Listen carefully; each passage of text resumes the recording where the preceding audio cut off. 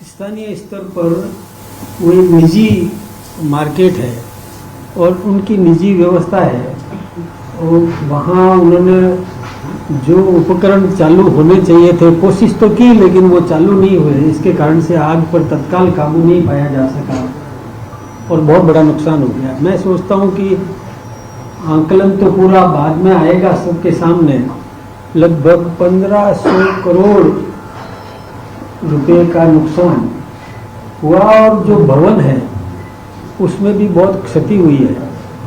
उसके सरिये गर्म होकर के फट गए, ऐसी स्थिति वहाँ पर बनी है। वैसे कहीं पर भी किसी भी क्षेत्र में दुनिया में कहीं भी ऐसा कोई हादसा होता है तो हमको बहुत दुख होता है। हम सभी सूरत की इस घटना से भी बहुत दुखी हैं और विशेष रूप से उस मार्केट के अंदर राजस्थान के सर्वाधिक व्यापारी हैं, जिसमें अपने चूरू, सीकर, झुंझुनू से लेकर के और पाली, जालोर, सिरोही, जोधपुर, बाड़मेर, उदयपुर, राजसमंद, भीलवाड़ा, इस क्षेत्र के व्यापारी बहुत अधिक मात्रा में हैं। उनकी साड़ियाँ, करोड़ों रुपए की कीमत की साड़ियाँ उसमें जल गई।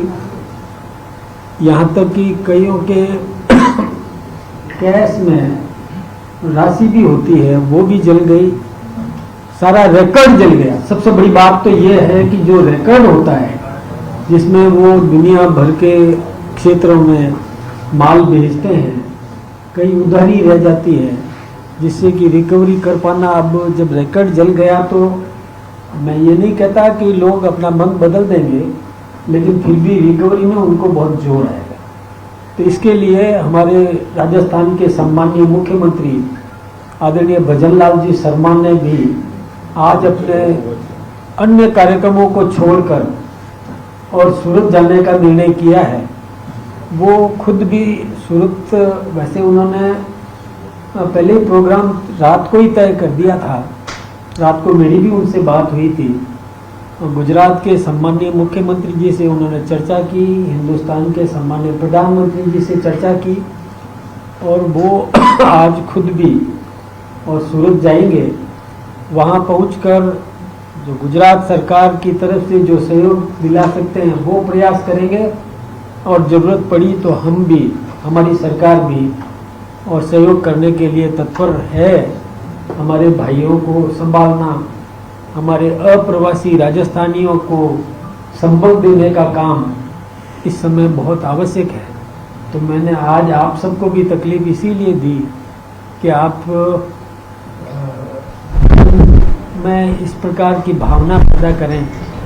और एक कहीं भी हादसा होता है तो हादसा होने के बाद में दुख व्यक्त करते हैं, लेकिन पहले यदि सेफ्टी मेजर्स जो भी वहाँ पर तैयार उनकी व्यवस्थाएं हैं, बड़े मार्केट होते हैं, हमारे यहाँ भी मल्टी मार्केट्स हैं, तो मैं उनसे भी आग्रह करना चाहूँगा आपके माध्यम से भी कि वो भी अपने अपने क्षेत्र में जो व्यक्तिगत रूप से आपके निजी संस्थानों में सेफ्टी मेजर्स जो तैयार किए हुए हैं उनका कभी न कभी चालन करना चाहिए। यानी वो चल रहे हैं कि नहीं चल रहे हैं, सही काम कर रहे हैं कि नहीं कर रहे हैं, इसका विशेष रूप से ध्यान देने की ज़रूरत है। अदरवाइज जब ज़रूरत पड़ती है उस समय वो चलते नहीं है तो हेल्पलेस हो जाते हैं, फिर तो वो सारी जो संपदा खर्च की है वो सब अनुपयोगी हो जाती है। तो मेरा तो यही कहना है कि एक तो जो हादसा हुआ उस पर हम बहुत दुखी हैं, राजस्थान की जनता भी दुखी है और सहयोग के लिए जो हमें करना है हम करेंगे। गुजरात सरकार से, केंद्र सरकार से जो आग्रह करेंगे कि वो भी इसमें भावनाओं को ध्यान में रखते हुए और सहयोग करें। और विशेष रूप से मैं आगे के लिए जितने भी ऐसे प्रतिष्ठान हैं, मैं उन प्रतिष्ठान के संचालकों से और ये आग्रह करना चाहूँगा कि सेफ्टी मेजर्स को समय समय पर चाक चौबंद चेक करते रहें ताकि जरूरत पड़ने पर वो काम आ सके। आपको फिर से बहुत बहुत धन्यवाद। अशोक गहलोत कह रहे हैं कि टैबलेट को लेकर उन्होंने सवाल उठाया कि राज्य सरकार कह रही है कि टैबलेट लगातार बढ़ते हैं क्योंकि स्मार्टफोन की मोबाइल तो अभी तक बढ़ी है। देखिए, मुझे याद आ रहा है कि जब ये इन्होंने टैबलेट्स खरीदे थे तो बहुत कम कीमत के थे वो, और बहुत अधिक रुपए बता दिए गए। यानी सरकार के खजाने में भी इसमें और लूट का काम किया गहलोत साहब ने। मैं सोचता हूँ कि यदि वो सही कीमत पर सही चीज खरीदते तो उसका लाभ जनता को मिलता, लेकिन कई तो फेल भी हो गए, कईयों ने तो लौटाने का काम भी कर दिया। ऐसे ऐसे सस्ते और वो खरीद करके और अधिक सरकारी धन का दुरुपयोग किया, मैंने रुपया अधिक लगाया, बिल बड़े बनवाए। तो ऐसे काम हम नहीं करते, हम काम करेंगे जनहित के और उपयोग में आ सके सही दृष्टि से, ऐसे ही काम होगा। सर, आपने आग्रह किया कि जो सेफ्टी मेजर्स है उनका ध्यान रखा जाए, सरकार से भी कहेंगे कोई इस तरह का अभियान जो चले राजस्थान में। आपने सही बात कही है, बहुत सही सवाल आपने उठाया।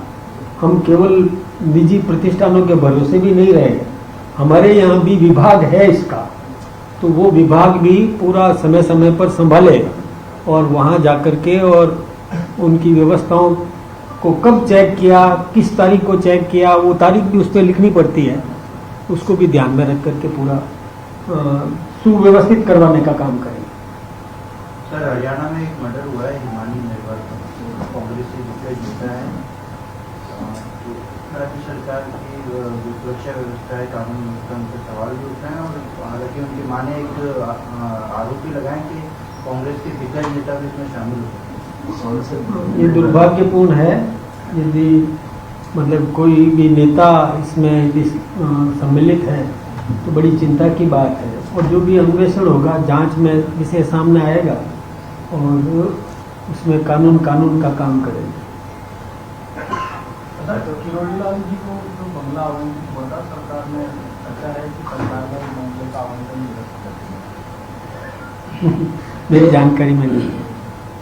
मतलब अग्निशमन के जो यंत्र है, इनको सालाना वो कंपनी है वो रिफिल करती है और चेक करवाती है, लेकिन ये दुर्घटनाएं जो होती है मुख्य कारण होता है कि भवन निर्माण में सेटबैक नहीं छोड़ा जाता या फायर एनओसी नहीं ली जाती, और इसकी कई बार शिकायतें आती है, स्पेशली डीएलबी में इसकी शिकायत आती है भवन निर्माण, लेकिन सरकार कार्रवाई नहीं करती। तो इस बार क्या योजना है, क्योंकि घटना होने के बाद में सभी कोई चिंतित है। बात सही है, ये भी सेफ्टी मेजर्स में आता है कि उसमें फायर ब्रिगेड जा सके, फायर की व्यवस्थाएं हो सके, अंदर जो आपने कैसे फायर को रोकने का किया है वो सब चीज़ें इसमें सेफ्टी मेजर्स में आता है। सेटबैक छोड़ना भी उसी सेफ्टी मेजर्स में ही माना जाता है, इसमें कहीं लापरवाही नहीं होनी चाहिए।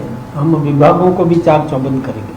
संजय, परीक्षा के दौरान जनेऊ, मंगलसूत्र और अन्य चीजें उठवा लेते हैं, जबकि उनसे नकल का भी संभावना कम होती है, फिर भी केवल एक सनातन धर्म की बात हो रही है। आपके सवाल मुझे तो बीजेपी का क्या स्टैंड है कि इस तरह की बंद होनी चाहिए या जारी रहनी चाहिए, क्या है? ये एक प्रकार से अति कहना चाहिए, इसको शब्द प्रयोग करें कि जो कोई भी बहुत मतलब परंपरा से भी हट करके बहुत ज्यादा जागरूक ये अपने आप को शो करने का जो काम करते हैं, ये ठीक बात नहीं है। क्या किससे नकल होती है, किससे क्या होता है, ये तो अकल उसकी भी काम करनी चाहिए जो अधिकारी वहाँ लगा हुआ है। मैं सोचता हूँ कि ऐसा जिसने भी किया है उसको सजा तो दी गई है, और भविष्य में भी ध्यान रखेंगे बाकी लोग भी, ऐसा काम नहीं करना चाहिए। किसी की भावनाओं को ठेस पहुंचाने का काम नहीं करें। हाँ, जिससे कि नकल संभव है उसको रोकने के लिए कोई माध्यम है तो करना चाहिए, लेकिन ये फालतू किसी को परेशान नहीं करना चाहिए। और सर, अगर प्रशासन पर जो दबाव बनाया जाता है वो आप लोग सरकार के द्वारा ही बनाया जाता है कि अगर नकल हो जाती है तो फिर एक्शन उन्हीं पे आता है, अगर उन्होंने ऐसा किया है तो ये एक्शन उन्हीं पे आया है। नहीं, मैं एक बात बताऊँ, जनेऊ से क्या नकल करेगा? मतलब वो तो शरीर से चिपका होता है, ये अति है। इसको अति शब्द प्रयोग करेंगे कि मतलब बहुत ज्यादा जागरूकता शो करने का काम किया है, ये भी ठीक नहीं है। हाँ, किसी में से नकल उतार की जा सकती हो, ऐसा कोई भी उपकरण है तो उसको रोकना जरूरी है। सब जो दुकानों में जो आग लगी है उसमें ज़्यादातर जैसे आपने भी बताया कि राजस्थान के कई व्यापारी हैं, अब जब वो नई दुकान लेने जा रहे हैं क्योंकि काम तो बंद होगा नहीं, तो उनकी शिकायत आ रही है कि दूसरे दाम वसूले जा रहे हैं। ऐसे में राजस्थान की तरफ से गुजरात सरकार को कुछ ऐसा कोई मैसेज की गई है, पहले से ही परेशान है तो कुछ दामों को लेकर अगर कुछ। देखिए ये बात बिल्कुल सही है कि जब आज मान लो वहाँ पर 2-3 हज़ार से अधिक दुकानें हैं उस बिल्डिंग में, दुकानें होती है तो कई मल्टी स्टोरी मार्केट है वो, मैंने देखा है शिव शक्ति मार्केट। तो अब वो एकदम से उनको व्यापार तो अपना चलाना ही है, कोई अपने घर से चलाएगा, कोई दूसरी दुकान ढूंढेगा। ये तो भवन जब फिर से कब बनेगा, कब तैयार होगा, मालिक हैं वो उस भवन के, दुकानें खरीदी हुई है तो वापस उनको मिलेगी तो सही। लेकिन फिलहाल अब क्या व्यवस्थाएं हो सकती है, वैकल्पिक व्यवस्थाएं, परिस्थिति पर जो कुछ भी संभव होगा वो करेंगे। धन्यवाद। आप सबका बहुत बहुत धन्यवाद।